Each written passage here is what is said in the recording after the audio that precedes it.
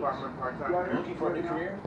So this is the live stream. A lot of places have live streams. Tell me about the live stream, what the live stream is. The live stream is a camera and a computer we use to get out to the world when we use it, and get in touch with people who don't quite know what's going on here, or they do know what's going on here and they want to stay current.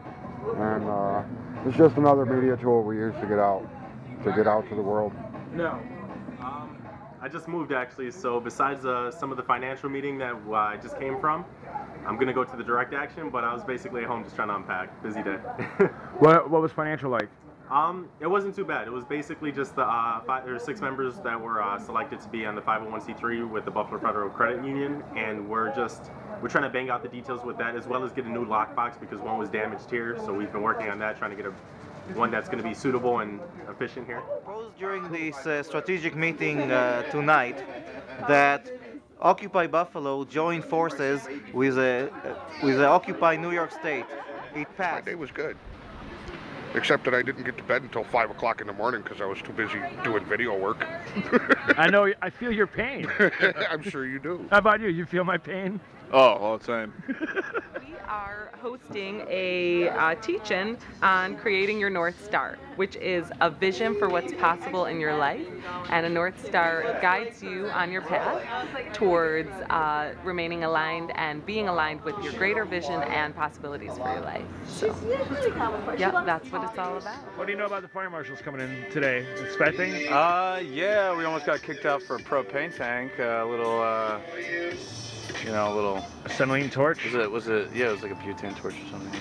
I don't know. Some very tiny detail in somebody's tent. You know. Were they really jerks about it, or what no, they said? They were really cool. They're really cool. Yeah, absolutely. Well, that's good. I don't know. We've been pretty good to them, so maybe they're ready to be lax with us. You know. I think public safety probably is a big concern for everybody. Public safety is definitely a concern for everybody, but. You know, I think they were nice enough not to be so absolutist about it and just shove us out over, you know, one little tank. So people are just trying to stay warm. Were you here when they checked your tent? I was not here, but they did came through here and took a look in, and that was interesting to find out about. So.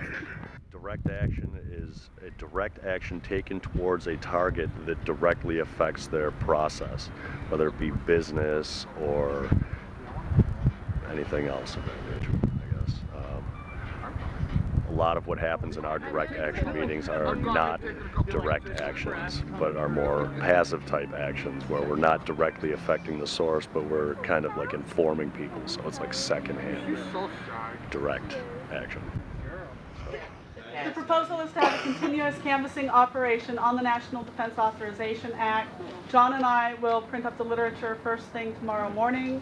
The literature will be made available down here, and people can take their initiative to canvass the neighborhood with partners or forever, however they deem fit, as long as it's legal, obviously.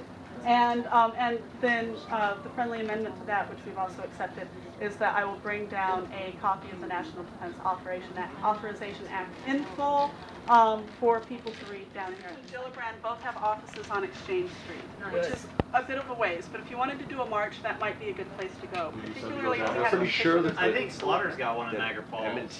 Gillibrand also served on the Senate. She is currently serving on the Senate Armed Services, which is an organization, which has a vested interest in this. Schumer has an office, 130 South Elmwood, which is really, really So I guess all I'm saying, my only comment is that I hope that once this direct action goes off, and I will be there to support it, because the NDAA is deplorably fascist,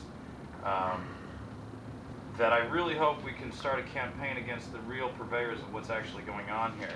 The military-industrial complex, the giant corporations like Lockheed, Boeing, and others that are purveying this stuff. And it's their lobby inside Congress that allows this stuff to happen. If we don't highlight that problem, well then I really do think we're spraying a raging inferno with bottles. I'm with you 100%. I want to highlight that bigger picture behind And I also have a list of corporations that have a possible interest in this bill, so we can share that and make for sure. Yes, I just proposed that we have a continuous canvassing operation in order to urge people to contact their local representatives and tell them to vote no for the National Defense Authorization Act, which will completely destroy your civil rights. Particularly which sections?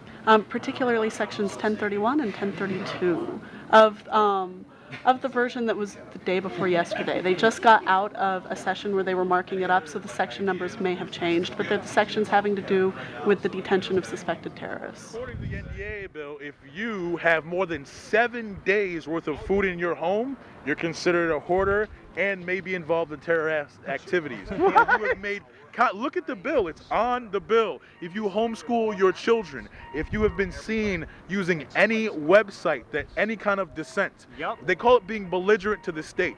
And what being belligerent to the state is also exercising your right to free speech. And if you look at the Bill of Rights and go through every single one, this NDAA, Articles 1031 and 1032 infringe on every one of the Bill of Rights. Going to the FEMA camp. Going to the FEMA camp.